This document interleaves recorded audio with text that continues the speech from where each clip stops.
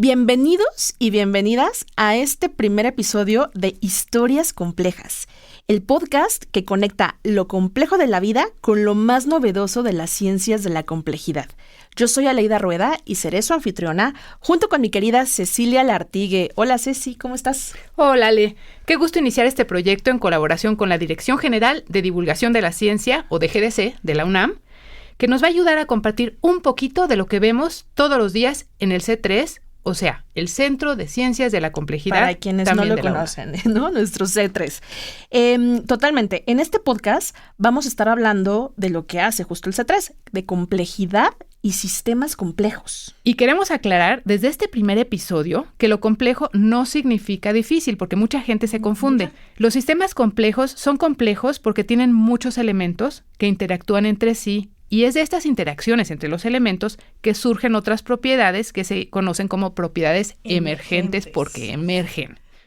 Exacto, es como el tráfico. El tráfico no lo produce un solo auto, lo produce, ¿no?, la interacción de muchos autos en una ciudad hacinada, etcétera. No, bueno, en este podcast y a través de estos 10 episodios de nuestra primera temporada vamos a estar hablando de este tipo de sistemas complejos y cómo son estudiados en el C3, pero desde una perspectiva muy particular. Vamos a conectar la investigación en complejidad con la complejidad de la vida. Y ahora sí, si te parece, Ale, ¿empezamos con nuestra primera historia? Empezamos. Una historia que nos revela mucho de lo que pasa en el cuerpo cuando vemos una película. Acompáñenos.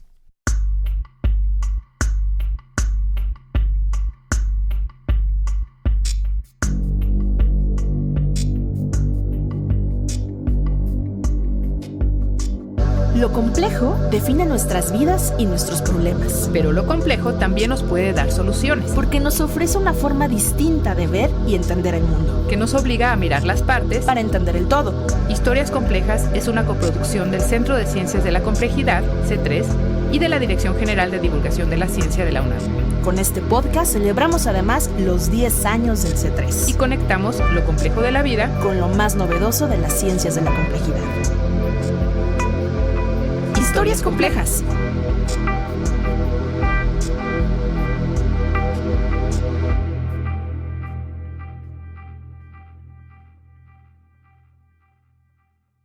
Mi nombre es Luis Esteban Ruela Zaragoza.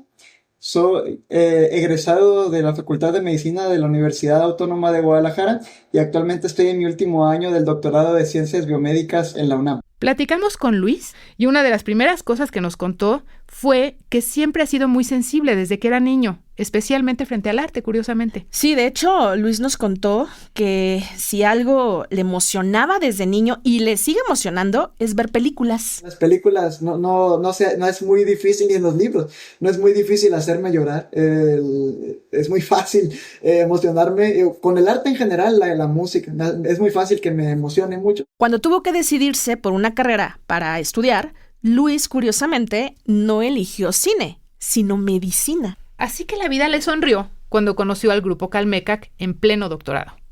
Fíjense que Calmecac es un grupo de investigación transdisciplinaria. Lo lidera dos investigadores, la investigadora Ana Leonor Rivera y Rubén Foción, que están en el Instituto de Ciencias Nucleares y también forman parte del C3. Y lo particular del grupo Calmecac es que estudian las señales fisiológicas de las personas en función de distintas variables.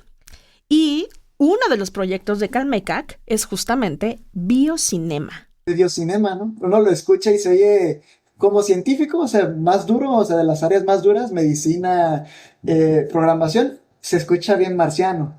Vamos a ver señales del cuerpo para ver cómo las películas tienen efectos sobre estas señales, ¿no? Ok, qué interesante, vamos a ver cómo va pasando, ¿no? Cómo se va viendo. En Calmecac, Luis conoció a Ilia Espinosa, quien es la investigadora principal de biocinema. Ilia, además, es cineasta. Yo soy cineasta y la verdad es que a medida que yo avanzaba como en mi carrera, tanto de productora audiovisual como de investigadora, me fue entrando como este gusanito de por qué nos emocionamos, por qué reímos, por qué lloramos. Y me interesaba sobre todo el cine nacional pensando en cómo nosotros nos involucramos a partir de las historias que vemos con los otros, ¿no? Ilia empezó a trabajar con las películas de Ernesto Contreras. De hecho, es egresado del mismísimo Centro Universitario de Estudios Cinematográficos de la UNAM, el CUEC, que ahora se le conoce como Escuela Nacional de Artes Cinematográficas.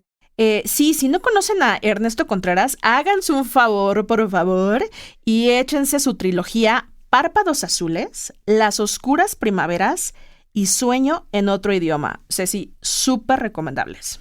Y por cierto, Ilia nos contó que su interés de analizar las señales fisiológicas inició cuando ella empezó a ver cómo reaccionaba la gente cuando veía una de estas películas. La verdad es que era padrísimo ver en Sueño en Otro Idioma cómo la gente lloraba en sala. Entonces yo decía, ¿por qué la gente llora, no? ¿O por qué tiene como estas reacciones tan poderosas?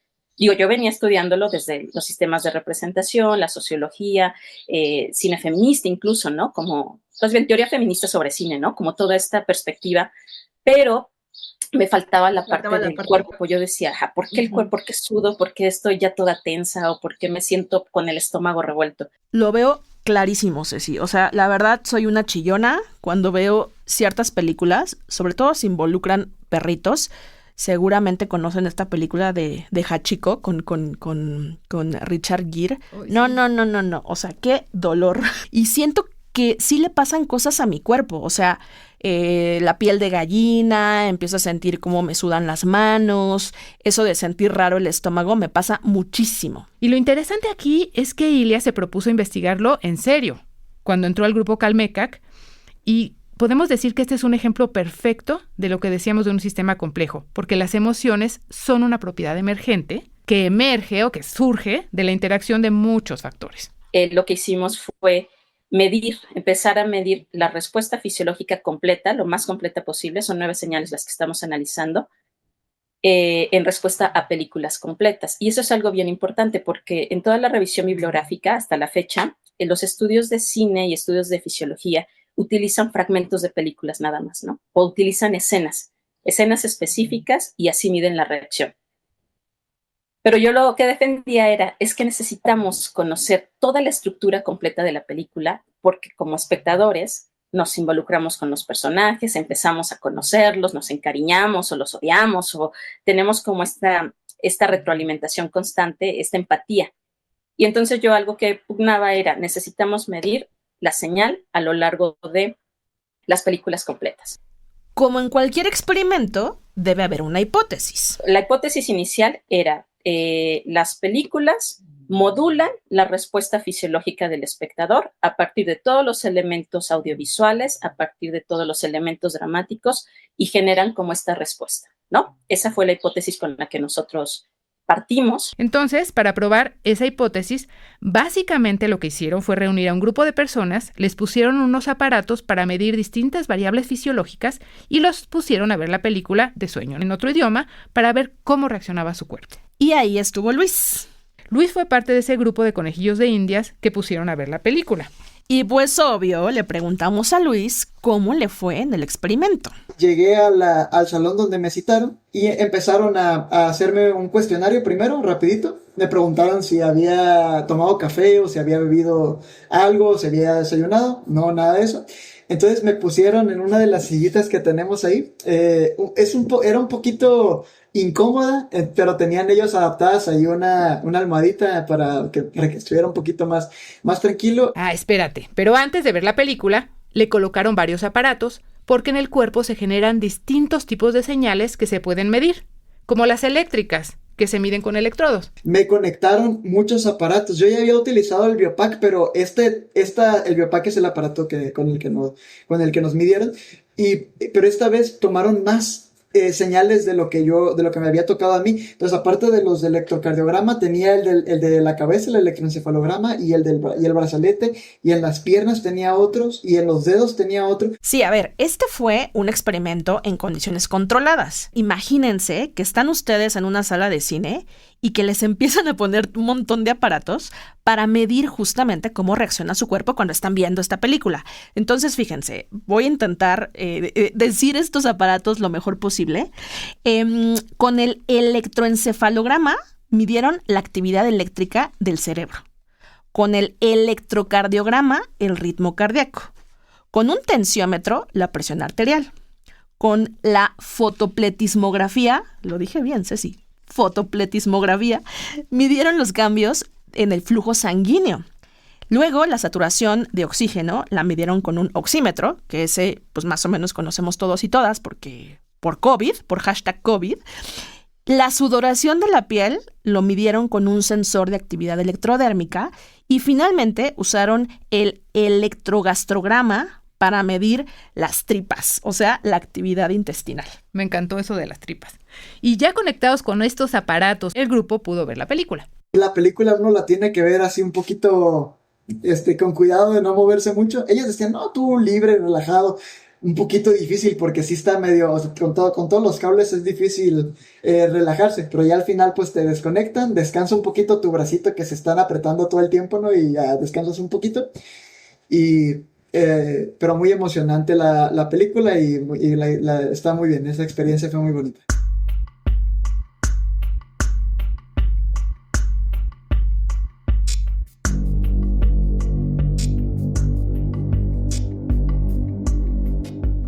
A ver, entonces, ¿tú quieres aprender a hablar sicril? Haré lo posible. Sicril es una lengua muy poderosa. Resulta que en un pueblo de Veracruz llega un lingüista que se llama Martín y llega porque quiere entrevistar a los 2 últimos hablantes de una lengua indígena que no existe en realidad, pero que en la película se llama sicril. Esos hablantes de la lengua sicril son 2 señores que se llaman Don Isauro y Don Evaristo, que solían ser grandes amigos cuando eran niños, pero que llevan más de 50 años sin hablarse por una pelea que tuvieron en su juventud. ¿Por qué están peleados Don Isauro y Don Evaristo? Se enamoraron de la misma mujer. Entonces, Martín tiene que reconciliarlos para que se hablen y poder grabar su charla y entonces poder recuperar la lengua, el sicril. Y todo va muy bien hasta que Martín se entera de un secreto, que es justo la razón por la que Isauro y Evaristo se terminaron enemistando, se terminaron peleando. Bueno, pues resulta que mientras Luis veía la película, Ilia y los otros investigadores de Calmecac veían cómo cambiaban sus señales, o sea, su pulso, sus latidos, su movimiento intestinal, o como le dijiste, sus tripas, su sudoración. Y como ya vimos, Luis es muy sensible, o sea, realmente es muy fácil que se emocione viendo una película. Pero Sueño en otro idioma le emocionó de forma muy particular. Exacto, muy particular, se emocionó por algo que recordó. La película le hizo recordar a sus abuelos. Luis era muy cercano a ellos, pero llegó un día en que empezó a alejarse porque había algo de lo que no podía hablar con ellos, la religión. Mis abuelos eran personas muy religiosas y yo nunca pude compartirles a ellos mi falta de fe, le voy a decir, o que yo no tengo esas creencias. Nunca se los pude compartir por el miedo a que ellos me fueran a juzgar y llegaran a tomar un punto de vista similar al que los personajes más viejitos de la película tienen, ¿no? Que son un poquito cerrados, sobre todo uno de los viejitos, ¿no? Que no puede mostrar sus verdaderos sentimientos y se siente encajonado y atrapado por no poder revelar lo que él de verdad siente por esas creencias que él tiene. O sea, la película no solo le recordó a sus abuelos, sino la sensación y la frustración de que no podía decir lo que sentía. Yo viví la transición de ser creyente a dejar de creer y no pude nunca compartirlo con ellos, que eran mis segundos padres, mucha relación. Nunca lo pude compartir por el consejo de mis papás y como que siento que sí me faltó esa parte. No vamos a contar el final de la película, pero sí que Luis se sintió identificado con ella hasta el final. Y para mí fue liberador porque no exactamente así, pero yo sentí como, ojalá yo pudiera, o lo estoy viviendo, pues estoy viviéndome a mí, diciéndole a ellos eso que no les pude decir. Fue, no sé cómo llamarle esa emoción, fue liberador, fue una resolución, un cierre, algo que yo considero que no es real, pero dentro de la fantasía es algo que me gustaría que pudiera pasar. Que yo pudiera decirles a ellos lo que me faltó decirles. Podría ser nada más eso, que Luis se emocionó mucho con la película y ya, pero recordemos que todo, pero todo, se estaba monitoreando. Sí, exacto. O sea, cuando lloró, cuando se enojó, cuando sintió nostalgia y esa liberación que tuvo al final, también lo estaba expresando su cuerpo. Así es. Y lo que encontraron, no solo en Luis, sino en general en todo el grupo, es bastante interesante. Por ejemplo, encontraron que la hipótesis que nos contó Ilia sí se cumple. Decir que se comprueba nuestra hipótesis inicial en que las películas modulan la respuesta fisiológica, ¿no? O sea, sí hay como una respuesta que va en sintonía con lo que estamos viendo en pantalla a lo largo de toda la película. Hay variaciones, obviamente, ¿no? Porque todos los seres humanos somos diferentes, no todos reaccionamos de la misma manera. Sin embargo, digamos que sí podemos encontrar a nivel general una respuesta similar, digámoslo así. Antonio Barajas es uno de los médicos del grupo y él nos contó que realmente se sorprendió cuando se dio cuenta de cómo reaccionaba el cuerpo. Algo que yo creo que es muy sorprendente es que uno asume que cuando estás viendo una película por el simple hecho de estar sentado no es un esfuerzo cardiovascular muy importante y las señales fisiológicas van a estar todas muy similares. Sin embargo, al registrar estas señales y ver cómo se están recopilando en tiempo real con los participantes, pudimos observar cómo la respuesta emocional en realidad es bastante prominente en las películas. Estas reacciones tienen que ver con dos sistemas, el simpático y el parasimpático. Le pedimos a Toño que nos explicara qué son estos sistemas y sobre todo cómo se conectan con las señales fisiológicas que miden en Calmecac. Son ramas de lo que se conoce como sistema nervioso autónomo, que es el control de las funciones del cuerpo que tiene el cerebro sin que nosotros nos demos cuenta que nos está controlando. Y simpático generalmente se lo visualiza como el sistema de lucha o huida, que es justamente los cambios que tiene el organismo en preparación para hacer una de estas dos cosas, luchar o huir, y generalmente va de la mano con incrementar la cantidad de sangre que llega a los músculos, preparar los sentidos, la vista, para identificar elementos rápidamente y que eleva la frecuencia cardíaca y la presión arterial. Y sistema parasimpático, yo lo vería como un sistema, digamos, de acciones de mantenimiento. Comer, descansar, que favorecen estos periodos de pausa en el organismo, donde se puede dar esta acción de tranquilidad y por lo mismo se vincula con disminución de la frecuencia cardíaca.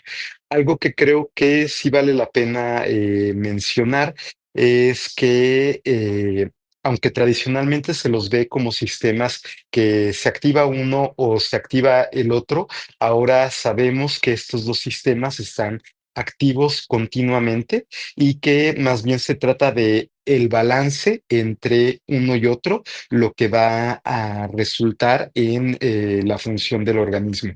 Entonces se puede pensar un poco como un acelerador y un desacelerador, pero que para asegurarse que el organismo pueda cambiar de estado rápidamente, no es que pasemos de un estado totalmente apagado a un estado, ya se activó, ahora sí está encendido, sino es que tanto está pisando cada uno de estos sistemas el acelerador en su dirección, y eso es lo que nos da el balance dinámico del sistema nervioso autónomo. Ahora que ya Toño nos explicó lo que son estos dos sistemas, les podemos contar que lo que observaron con este experimento es que tanto el simpático como el parasimpático están interactuando de manera permanente. O sea, cuando el simpático se exalta por alguna emoción, no sé, por ejemplo, que te dan ganas de llorar o te sientes súper triste, entonces el parasimpático entra para tratar de regular esas reacciones. Así es, y hay otra cosa súper interesante. Que es todavía muy, muy inicial, pero parece haber indicios de que los hombres y las mujeres podrían reaccionar distinto al ver una película. Lo enseño en otro idioma, nosotros descubrimos que las mujeres reaccionaban más a rostros, ¿no? A los rostros de dolor o a cuestiones más empáticas, y los hombres a cuestiones más violentas, ¿no? Sus señales se alteraban más. Entonces, el estímulo es el mismo. Así que ahora el grupo Calmecac, con la participación de las investigadoras del C3, Paola Holguín y Mireya Osorio, van a analizar los resultados de una muestra de 20 hombres y mujeres para ver si hay diferencias entre los sexos. Para Ilia, que viene de las ciencias sociales, esto le plantearía una nueva pregunta. Entonces, una de las hipótesis es empezar a considerar el contexto cultural, y aquí es donde yo defiendo mucho la cuestión de género, en el sentido de cuáles son los roles de género que hemos aprendido, cuáles son las conductas que se reproducen en la representación audiovisual. Sí, por ejemplo, si a los hombres les enseñaron a no llorar, pues es posible que haya ahí una influencia cultural, ¿no? Que cambie un poquito cómo reaccionan a una película. Entonces, bueno, aquí volvemos a Luis y lo que vieron en su respuesta fisiológica, porque pasó algo interesante.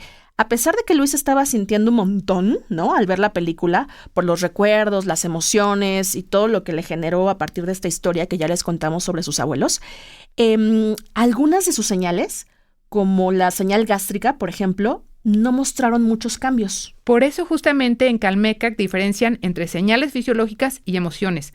Aunque suelen estar relacionadas, este es un caso en donde la emoción va en un sentido y la señal del cuerpo en otro.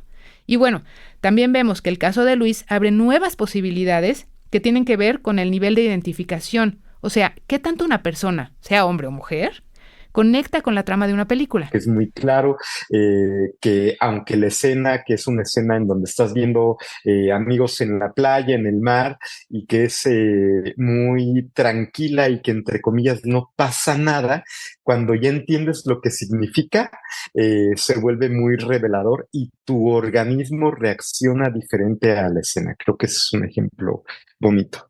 Una de las cosas más emocionantes de este experimento es que podría servir para entender mejor cómo responde nuestro cuerpo a ciertos estímulos e identificar si hay algo mal en nuestro cuerpo, pero de forma temprana. Para que vean lo importante del registro de señales fisiológicas, les voy a contar algo que no es un drama, pero sí es algo que a mí me afecta, que es que cuando estuve en Calmecac, el grupo de investigación me detectó disautonomía, que, bueno, era la primera vez que yo oía ese nombre. Disautonomía, así. Ok. O sea, normalmente cuando tú, por ejemplo, estás de pie y te sientas o estás acostado y te paras, tu presión arterial cambia. Y lo que se supone que tiene que pasar, o lo que pasa en casi todo el mundo, es que de inmediato la frecuencia cardíaca también cambia para regular la presión arterial. Pero en mi caso, esta adaptación de la frecuencia cardíaca tardaba varios minutos. Ok, entonces, ¿qué sientes, Ceci? Ay, pues me mareo espantoso. Pero lo curioso de esto es que yo pensaba que era normal. Entonces, que todo el mundo se marea. La vida lo has tenido, y es como, toda la gente hace lo mismo, toda la gente se marea igual. Pero no, lo que aquí sirvió para que me contaran de algo que era una condición. Y bueno, y mejor enterarse de eso después de haber visto una película, ¿no? O sea, a ver, no quiere decir que las películas sustituyan a las consultas médicas, por supuesto.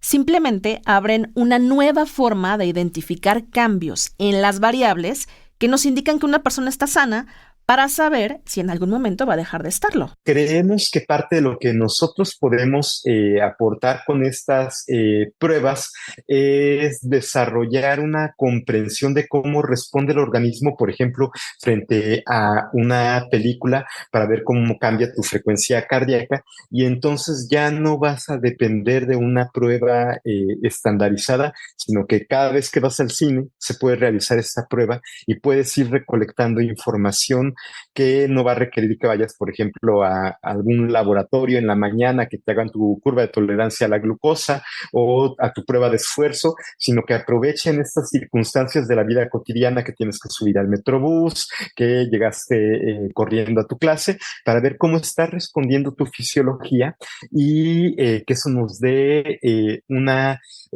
medicina tanto personalizada como mucho más accesible para entender qué está pasando con tu organismo. Pues suena demasiado lindo para ser verdad. Y también creo que es pues el inicio de lo que podríamos ver en el futuro, justamente gracias a Calmecac. Y mientras, pues es increíble ver que de algo tan normal que hacemos todos y todas, como ver una peli, pues pueden salir preguntas súper interesantes que detonan investigación científica. Y además se trata de investigación transdisciplinaria, porque conecta disciplinas que aparentemente uno pensaría que están muy alejadas. Por ejemplo, en este caso, la cinematografía con la medicina. Oye, hablando de cinematografía, ya se me antojó ver una peli. Capaz que hasta me sirve de estímulo para relajarme. ¿Vamos? Vamos. ¿Una de Ernesto Contreras? ¿Te late? Dale, me late mucho. Pero nos despedimos primero, ¿no? Sí. Les queremos agradecer mucho la escucha en este primer episodio. Pueden seguir al Grupo Calmecac en sus redes sociales y también a la DGDC y al C3. Y pueden encontrar en el sitio del C3 el reportaje completo que hicimos sobre biocinema. Nos vemos. Hasta la próxima Historia Compleja.